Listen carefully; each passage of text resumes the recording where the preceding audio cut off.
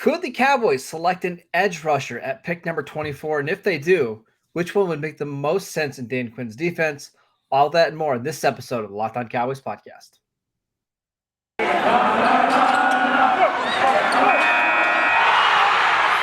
You are Locked On Cowboys, your daily Dallas Cowboys podcast. Part of the Locked On Podcast Network, your team every day. Locked on Cowboys. Locked on Cowboys. Welcome back to the Locked On Cowboys podcast, part of the Locked On Podcast Network, your team every day. We want to thank you for making us your first listen of the day. We are free and available on all platforms. I am Marcus Mosher. You can follow me on Twitter at Marcus_Mosher. I am joined by Landon McCool. Check him out on Twitter at McCoolBCB. Landon, we're going to look at some edge rushers today that could be available for the Cowboys at pick number 24. But just your general thoughts. If the Cowboys took an edge rusher at pick 24, how would you feel? Well, I mean, I think in the sense that there's seemingly quite a few good choices that they could make at 24. I mean, the potential candidate list is nice for sure. Mm-hmm. I would feel pretty good. I do feel like the Cowboys, in my mind, the way I would like the offseason to go would be pretty short up at defensive end. If they re-signed Randy Gregory, they kept DeMarcus Lawrence. Parsons is going to play some of that role. You've got something in Golson, hopefully. But if for instance they decide that they were just going to have a temporary fix or just have Lawrence back for maybe one more year, or if they decide to let Lawrence go completely, if he won't take a pay cut or whatever their ultimatum is that they're thinking about, then yeah, I have to think that the defensive end becomes not just a list. Not just on the list of spots where you could draft a guy, but maybe even bumped up to the list of needs, of spots where you should be drafting a guy. So I definitely think this is a position that the Cowboys should be paying close attention to. All right, let's talk about three edge rushers that could be available to the Cowboys at pick 24. We're going to do a deep dive in each of these guys. And let's start with David Ojabo from Michigan. Mm-hmm. And I know, listen, the first thing people think of as a Michigan edge rusher, they're all the way out because of Taco, right? That's not fair. It's not fair to Ojabo. But what did you see from him on tape? Yeah, I'm not taking Aiden Hutchinson because of the Taco Charlton pick. If he falls to me, I'm just not doing it. Ojabo, this is a traits prospect, and he has all the physical traits you could want in a traits prospect pass rusher. He's lean, he's long, he's explosive. He's just one of those guys that looks like he was built in a pass rusher lab. Yep. He's seemingly exclusively an outside pass rusher. I didn't really see very many snaps inside or even heads up with the OT. He's mostly in a 2-point stance. So he's kind of limited in the sense that it feels like, he's not moving around a ton. He's not, being asked to do a bunch of different stuff. He's almost exclusively playing outside and almost exclusively as a pass rusher. And I mean that because they protected him a lot on early downs, it seems, especially in the games I watched. I watched the UGA and the PSU games. He was hardly on the field against Georgia at all. Yeah, and it was really kind of very specific scenarios where they didn't want to get him exposed in the run game. It felt like in passing downs, laid downs, long downs a distance. Typical situation it feels like with this guy where he was just too athletic to keep off the field. But he doesn't really know what he's doing at times. He doesn't seemingly have a good plan.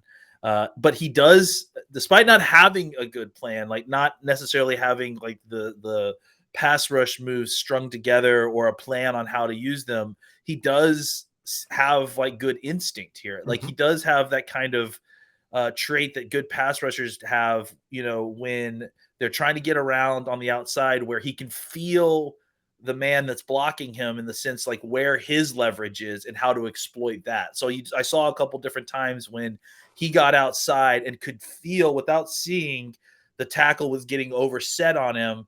And then he did kind of an awkward, but still a spin move inside to kind of free himself up. And so what you see is a guy who has all the traits and instincts, but just hasn't quite put it all together yet. It feels like he needs to improve his pad level. He plays too much toe-to-toe with offensive tackles. I saw him play the option well. He's good as an apex defender. He was really good at slowing down the quarterback and then tearing down the sideline or tearing down the line of scrimmage to chase the running back down for no gain. He looks very deliberate, which is kind of going back to him not feeling completely comfortable with what he's doing. And I don't mean that necessarily in a good way. He's trying when he's trying to execute moves. It's like you can see him thinking about it. It's like you can see him trying to go through the process. Oh, I got to do this and this and this, and it's not like necessarily natural there. He has speed to power to try to run through tackles at times, but can rarely stay in the sweet spot leverage wise. So he's constantly bursting into guys and then either getting too high and then kind of getting, out of the play, or he's falling down because he's trying to stay low and he can't maintain balance that way. Let me ask you a question about him really quickly. Yeah. I think people are pigeonholing him as like the Randy Gregory 250-pound edge rusher guy that bends around the corner. Do you see that? Because I think he is highly explosive, but I don't see a guy that wins with like bending. No, because he doesn't know how to do it right now. Yeah. I think that is the way he will win. Or he doesn't have the ability, like he doesn't have the athleticism and flexibility to do it. I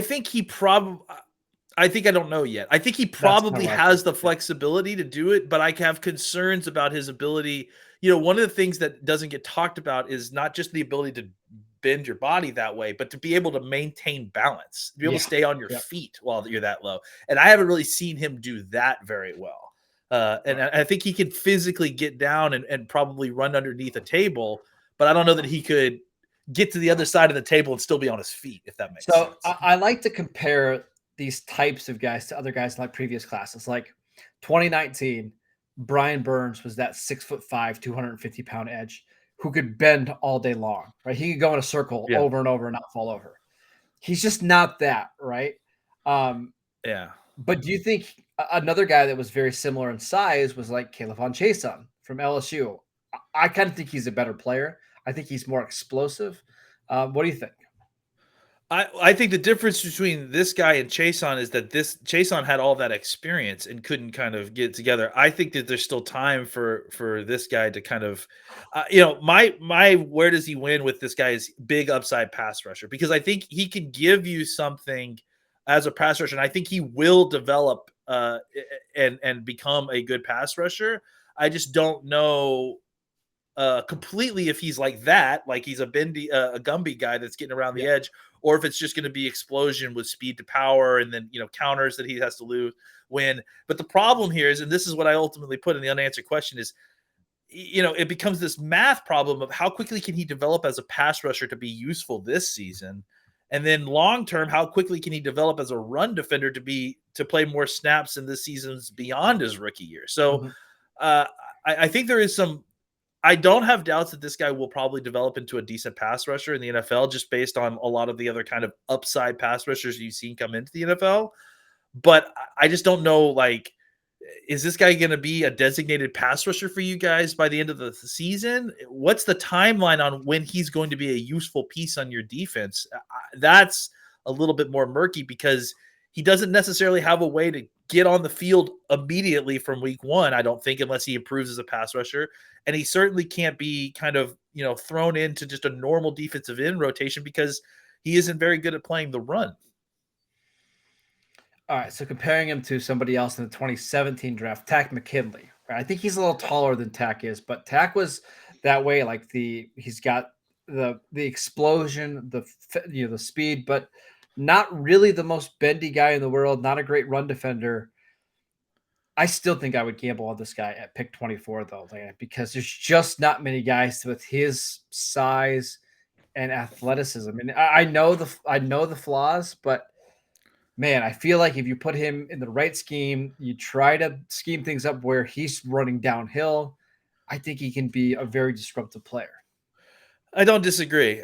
I think that, this is one of those upside guys that I think will make it, because he has the traits. He has some of the instinctual stuff that you don't see some of these guys necessarily do. It's sometimes when you put athletes at this spot, they don't look like they're comfortable with what they're doing. He doesn't necessarily look like that. He may look deliberate when he's being asked to do something specific, but that may just because he needs more and more reps. He hasn't played a ton of football, and for having not playing a ton of football, he has some aspects to his game that I don't know that are necessarily coachable that he has already built into his game. So I do think the things that he is needs to work on are improvable, and that's why I do think that he will make it and that he's worth a draft pick. My concern is that I don't know what his 1-year plan should look like. I don't know what his 3-year plan should look like. This may be a guy where he has so far to go that his best football may be beyond his first rookie contract. You know what I'm saying? It's probably going to be like in year 5 and year 6 for him, right? And Probably. you got to know that going in. So I agree with you. I think he's going to still be a successful player. I just want to have him in a certain role early on. Like if you're drafting him inside the top 10 and you expect him to be a day one starter at defensive end in your 4-3 defense, I think you're going to be disappointed. But if you have him be your 3rd or 4th defensive end, but you're going to get him on the field in certain situations and you're going to scheme things open, would it completely surprise you if he had like 8 sacks next year? It wouldn't surprise me, right? Just because he's so athletic. I kind of think like what the Seahawks did with Bruce Irvin, maybe as a rookie, like just get him on the field in certain packages. I think he could be successful. The comp that I ended up writing down was Yannick Ngakoue, who plays for the Raiders now. Something like that type of player in the NFL. Yeah, I think, my concern is how quickly can you get him on the field as like your 3rd pass rusher or a designated pass rusher, because he doesn't have very developed pass rush moves quickly right now. So if you can quickly get him up to speed, get him a kind of a normal move that he's comfortable with, and then a counter to work with, I think you could probably get some good production from him and then really focus on year 2 being the year that you really see a big jump from him. I like him though. I like him. I do too. I think of these types of players, he's one of my favorite ones. But some of the top 10 buzz seems a little rich for me. And I've actually seen, and there's one publication out there, I won't say them online, but they have Ojabo ranked over Aiden Hutchinson, and it makes absolutely no sense to me at all. I mean, I told you this when we were watching. Like, I didn't get to watch a lot of Michigan football outside of the playoff games, that sort of thing. And watching this tape, I could not keep my eyes off Aiden Hutchinson. Like, it was hard. Light years away between the two prospects. Absolutely. Right? Yeah. All right, let's take a quick break so we can tell you guys about BetOnline. Football might be over this season, but basketball is in full steam with both pro and college hoops. From all the latest odds, totals, player performance props to where the next fire coach is going to land, BetOnline.net is the #1 spot for all of your sports betting needs. BetOnline remains the best spot for all of your sports scores, podcasts, and news this season. And it's not just basketball. BetOnline.net is your source for hockey, boxing, and UFC odds, right to the Olympic coverage and information. Head to the website today or use your mobile device to learn more about the trends in action. BetOnline, where the game starts. All right, Landon, let's talk about somebody who might be one of the more controversial players in this draft. It is Travon Walker from Georgia. I'm looking at the consensus big board right now, and it is wild, the difference of opinion. So our guy, Dave Brugler, has him ranked as his 6th best player in the class. Daniel Jeremiah at NFL Network has him ranked as the 10th best player in the class. And then you've got Lance Zierlein ranking him at 45, and you've got Glacier Report ranking him at 45. Both have 2nd-round grades on him. What did you see when you watched it? This is a tough eval, because of all the different aspects of his game, and then also the fact that he plays in that Georgia defensive line, which, obviously is skewing a whole bunch of things, including how often he's on the field, how successful he is. He's tall, he's leggy with long limbs, very solid build. He's got very developed muscle groups in his calves, his thighs, his arms. He looks like a monster. He's just a very big, well-developed, kind of almost high cut a little bit defensive lineman, a oversized type guy. He definitely looked comfortable when he had to line up inside, and he lined up everywhere. You saw him inside at the B gap and all the way outside at defensive end. In 3 consecutive snaps, I think against I can't remember who I watched, Alabama and maybe it was, I can't remember who the other one was, but in 3 consecutive snaps, at one point I saw him play 3 tech, wide defensive end, and then as a spinner linebacker, kind of like Michael Parsons almost. Yeah. Incredible athlete. Moves incredibly well for a guy who is clearly over 270 pounds. Looks very comfortable in his drops when asked to do that. He's strong at the point of attack. He understands leverage. He keeps his hands above his eyes and maintains grips on his offensive lineman. He's got incredibly powerful grip. She sheds men much larger than him. I watched him completely throw Evan Neal aside at one point when trying to play the run on one of these snaps. He's really strong as a rusher in the B gap, whether it's slanting inside from the defensive end position on like a stunt or on a slant, or lining up as a 3 technique. He has the kind of power, explosion, and decent balance that he can get through gaps quickly. He doesn't get knocked over like some of the other folks that we're going to talk about a bit. He has very good closing speed when it's time to finish. I mean, it's just like when he sees the target, when it's okay, this guy has the ball and he's right there, he closes incredibly fast. I mentioned before, he's fluid mover in zone drops. He looks lumbering when he's coming out of the blocks on the outside. He doesn't look quite comfortable in the same, almost kind of in the sense that Ojabo does, but it feels like Ojabo actually does this a little bit more than Walker does. You just don't see Walker lining up on the outside shoulder of the offensive tackle and then trying to get around the corner as much. Right. And what he does, it looks like, his footwork, his steps are not he's plotting like he's planning out his footwork as opposed to it being second nature there, right? Yep. And along those lines, he doesn't have a developed plan or tools as a pass rusher yet, but can be immediately useful as a pass rush tool in games and stunts aside. He's so physical and so powerful and explosive that even if he isn't isolated with the tackle trying to get around and create quick pressure, he's useful in conjunction with the larger group of stunts and twists as either the spike guy or whatever. He has value there immediately. He is more of a leverage power player than I think an explosive bendy pass rusher. And kind of to what you were talking about, I think this is what speaks to the kind of wide range of his stock right now.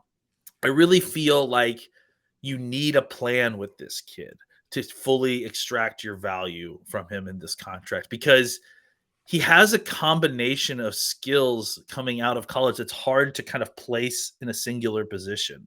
He's a very good athlete with decent flexibility, but does he have the ankle flexion to get around the corner consistent in the NFL? Like, we didn't really see that very much on his tape. Sure. He doesn't have the normal level of like outside pass rush skills that you would look for normally in a first round defensive end, but he can more than make up that value lost with his ability to move inside, to rush, to drop into zones. I think where does he win? I put him as a versatile power player with big pass rush potential. And my unanswered questions are, how quickly can he develop a pass rush plan and a repertoire, and what can he provide value wise while he's developing that skill set? All right. So a couple things I just want to add in there. Part of the reason I think people are putting him inside of the top 10 is they're projecting what he's going to do at the combine.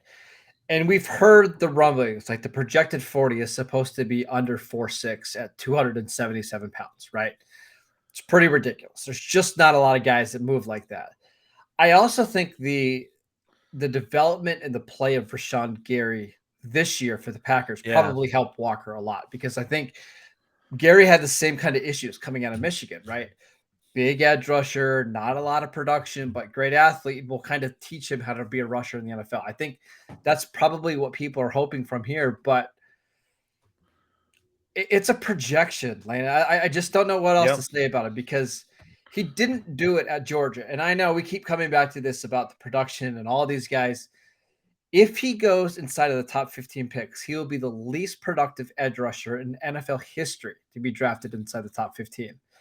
That's a major, major gamble. And I know you're banking on the athleticism, but what else can he do in the meantime? Is he going to be a good run defender?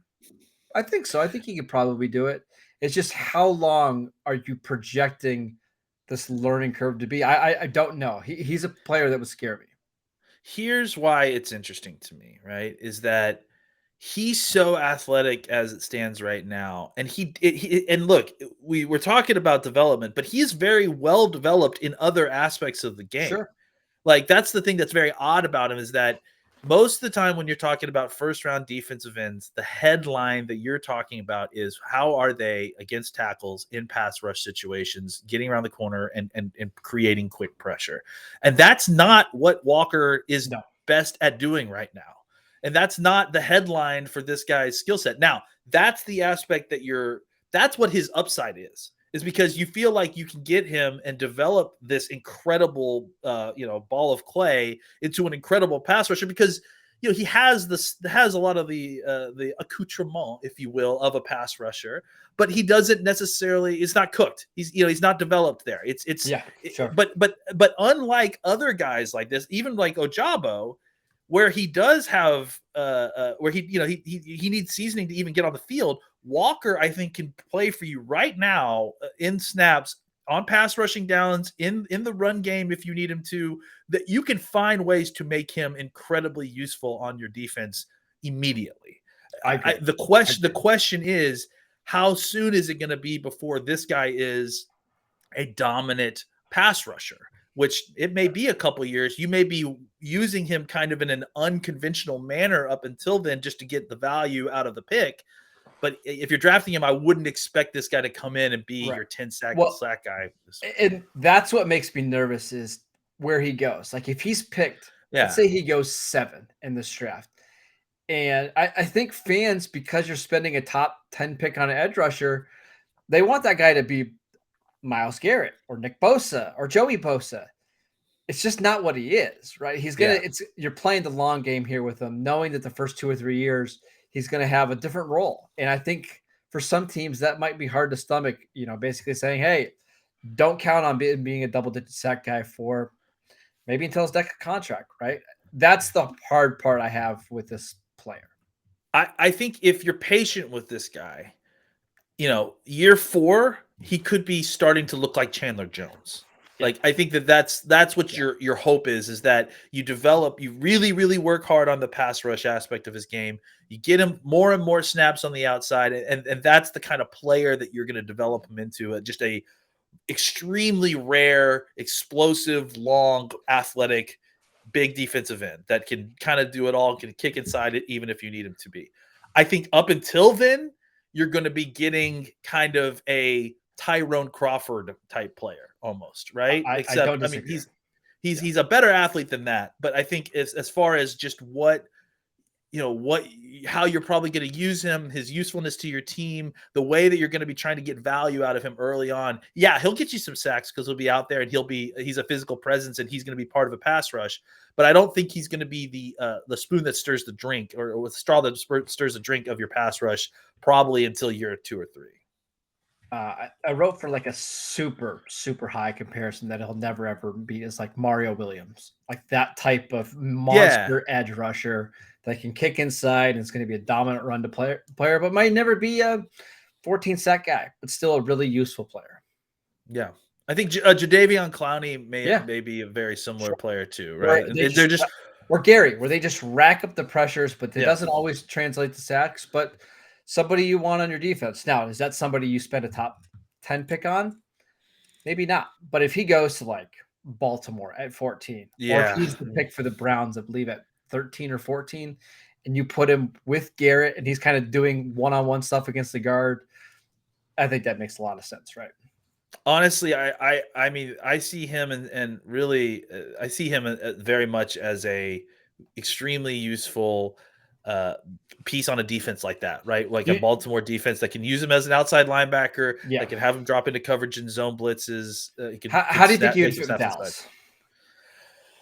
Well, I think with Dallas, he would be you would work him in a DeMarcus Lawrence kind of situation, right? Like, I think you would work him as your left defensive end. You'd try to get him a ton of experience there, just give him all the reps that he can handle outside, and just kind of continue to work as an outside pass rusher. And then if you needed to, he could easily be part of a NASCAR package or some kind of package where he kicks inside, or really he could stay outside. And I think, like I said, he's incredibly useful in these situations where he's looping inside and he's the spike and someone's coming around behind him. So I think he has use. I think he has value immediately, even for a team like the Cowboys that may not like try to move him around a ton.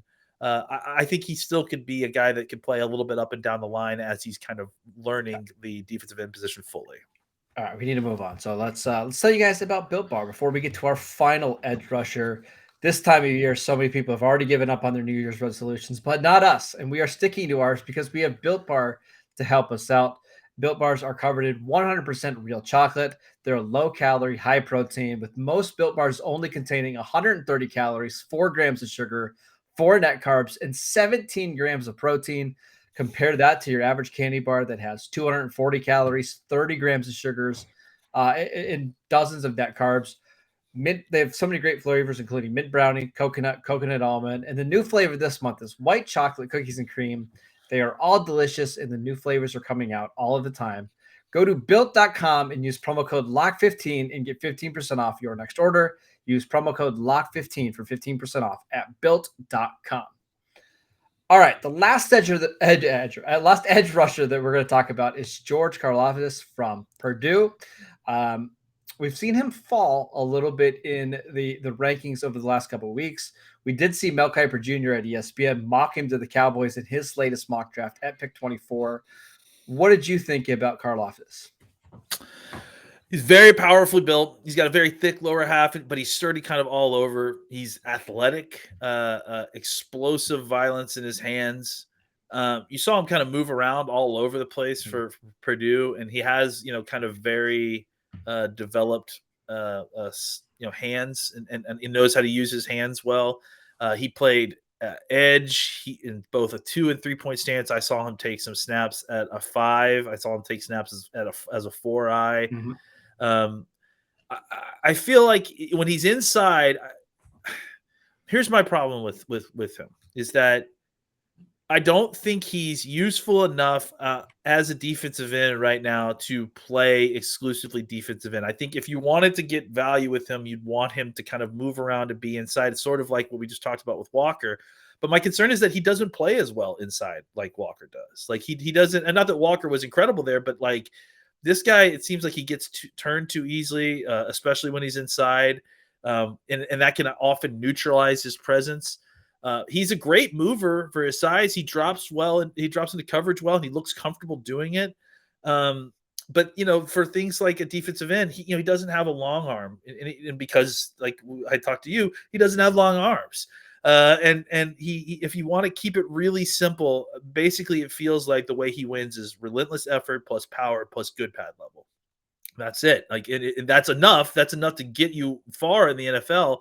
But I mean, it's tough to kind of project where he's going to be useful for everybody. He understands leverage. He attacks your chest, and then he gets his hands above his eyes, and he lifts taller offensive tackles like off the ground. He will run through an offensive tackle that doesn't have their feet planted, that doesn't have good pad level. Like I mentioned, violent hands, shrugs off blockers. Where does he win? I mentioned it. Relentless effort plus power plus good pad level. That seems to be the formula that gets him wins. My unanswered question is, if he can't kick down inside, he's not necessarily a great speed rusher on the outside. Is he almost exclusively just a left defensive end? And if that's the case, I understand effort, power, and good pad level will get you far. But at some point, if he's got very short arms, there's going to be limitations to his game. And my question becomes, why am I taking this guy in the first round if that's the case? Yeah. All right. So a couple things. There are sites out there, reputable sites and draft media members who have him inside of their top 6 players. One website overall 6 overall players. Overall, one website has him ranked ahead of Aiden Hutchinson. Okay, so there are people out here that absolutely love him. Right, I'm looking at the consensus board right now, and even after he's fallen a little bit, his average draft position is still 18, and that's with a couple of people being really, really low on him. Pro Football Focus has him as the number 9 player in this year's class. So they absolutely love him.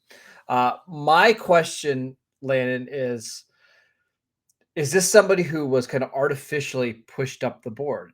And I got my response, or I got my answer to that the other day. Somebody in George Karlaftis' camp messaged me and said, yeah, we don't expect to be a top 15 pick. We're really looking at somewhere between the 20 and 40 range. And that's kind of where we see him being drafted. I don't see a top 10 pick. They don't see a top 10 pick. I compared him to Everson Griffin. I think that's probably the ceiling there. The floor is probably a Sam Hubbard type of player in the NFL. But I think that's what you're kind of looking at, as somebody who is a left defensive end who is a good but not great player in the NFL. I don't think he makes a ton of sense for the Cowboys unless they move on from DeMarcus Lawrence. But I do think he's a quality player, just not somebody that I'm super excited about the Cowboys drafting at pick 24. But that's it for today's episode. Thank you guys for tuning in. As always, you can download the podcast wherever you get your podcasts. Check us out on Twitter at Locked On Cowboys. You can check out the show on YouTube. You can follow Landon at McCool BCB. I'm at Marcus _Mosher, and we'll see you guys next time.